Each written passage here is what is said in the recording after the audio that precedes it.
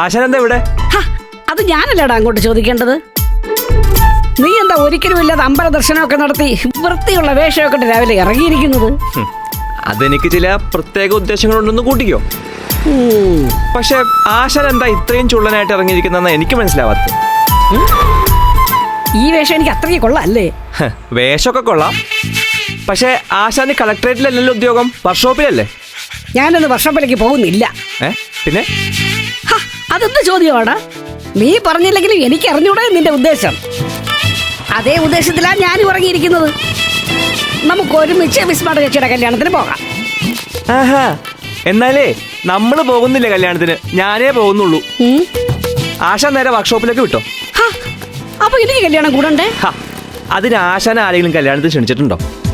അതെന്തോന്ന് ചോദ്യം? നിന്റെ സ്വന്തം വിസ്മയുടെ ചേച്ചിയുടെ കല്യാണത്തിന് എന്നെ ആരെങ്കിലും ക്ഷണിക്കണോ?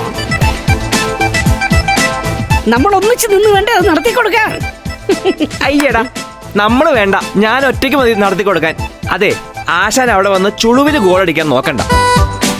ആശാൻ നാളെ ഒരു സമയത്ത് എന്റെയും വിസ്മയുടെയും കല്യാണത്തിന് പങ്കെടുത്താൽ മതി. ഓഹോ, നിന്റെ കല്യാണം ഗണപതിയുടെ കല്യാണം പോലെ നീണ്ടങ്ങ് പോകും. ഇത് ഈ നൂറ്റാണ്ടിലൊക്കെ നടക്കുന്ന കാര്യമാണ് അവിടെ. അയ്യോ ആശാനെ, ആ കരുനാക്കെടുത്തൊന്ന് വളയ്ക്കാണ്ടിരിക്കാമോ? വിമലേച്ചിയുടെ കല്യാണം കഴിഞ്ഞാൽ പിന്നെ ഞങ്ങളുടെ കൂടെ വേണമെന്ന് ഉറപ്പല്ലേ? ഞാൻ വിസ്മയുടെ കഴുത്തിൽ താലി കെട്ടുമ്പോ ആശാൻ വേണം വന്ന് വായ്ക്കൊരവിടെ.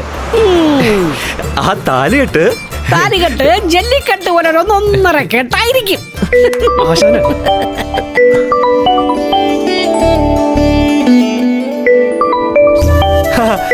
കണ്ടില്ലേ, വിളി വന്നു. വിസ്മയ, ഞാനവിടെ എത്താൻ വൈകിട്ട് വിളിക്കുമായിരിക്കും. നിന്നെ കാണാഞ്ഞിട്ട് വിളിക്കുന്നതാവില്ല, നിനക്കെന്തോ പണി തരാനായിട്ട് വിളിക്കുന്നതാ. ഞാൻ കൊറേ നാളായിട്ട് കാണുന്നതല്ലേ ഇതൊക്കെ. ഓ, ഹലോ വിസ്മയ, ഞാൻ മണ്ഡപത്തിലേക്ക് വരുവാണ്. ചന്തു, മണ്ഡപത്തിലോട്ട് വരണ്ട. വരണ്ടേ? അതെന്താ? വിനേട്ടൻ ഇന്നലെ വൈകിട്ട് വീട്ടിൽ നിന്ന് പോയതാ. ഇതുവരെ തിരിച്ചു വന്നിട്ടില്ല. ഫോൺ സ്വിച്ച് ഓഫാ. അയ്യോ, ആളവിടെ പോയതാ? ഒന്നും അറിയില്ല ചന്തു. നിനക്കൊന്ന് പെട്ടെന്ന് വിനേട്ടൻ പോകാൻ സാധ്യതയുള്ള എല്ലാ സ്ഥലത്തും ഒന്ന് നോക്കാൻ പറ്റുമോ? വിനേട്ടനെ കാണാഞ്ഞിട്ട് ഇവിടെ എല്ലാവരും ഭയങ്കര ടെൻഷനില്ല. ഏട്ടൻ വന്നില്ലെങ്കിൽ ഈ കല്യാണം മുടങ്ങും. ശരി ശരി, ഞാൻ നോക്കിയിട്ട് നിന്നെ തിരിച്ചു വിളിക്കാം. ആ ശരി.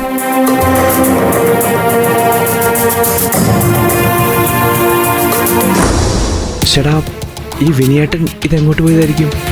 എന്താടാ? ആശാനെ, വിസ്മയെ വിളിച്ചത്. ഇന്നലെ വൈകിട്ട് വീട്ടിൽ നിന്ന് ഇറങ്ങിയ വിനിയേട്ടൻ ഇതുവരെ തിരിച്ചെത്തിയിട്ടില്ലെന്ന്. ഫോണും സ്വിച്ച് ഓഫ് ആണെന്നാ പറയുന്നത്. ആണോ? എങ്കിൽ എന്തോ അപകടം പറ്റിയിട്ടുണ്ട് തീർച്ചയാ. അപകടം? അതെങ്ങനെ പറയാൻ പറ്റുമോ ആശാനെ? അല്ലെങ്കിൽ പിന്നെ അനിയത്തിയുടെ കല്യാണ ദിവസം വരാതിരിക്കുവോ? അതും പെങ്ങന്മാരെ പെണ്ണുപോലെ നോക്കുന്ന ഒരു ചേട്ടൻ. ചന്തു, നിന്റെ വിസ്മയുടെ വിനേട്ടൻ എന്തോ പറ്റിയിട്ടുണ്ട്, അത് ഉറപ്പാ. സ്വയം പറ്റിയതായിരിക്കില്ല, ഒരുത്തൻ മനഃപൂർവ്വം പറ്റിച്ചതാകാനാ ചാൻസ്. വിമലേച്ചിയുടെ കല്യാണം മുടക്കാൻ. ഞാനൊഴും വരെ പോയിട്ട് വരാം ആശാനെ.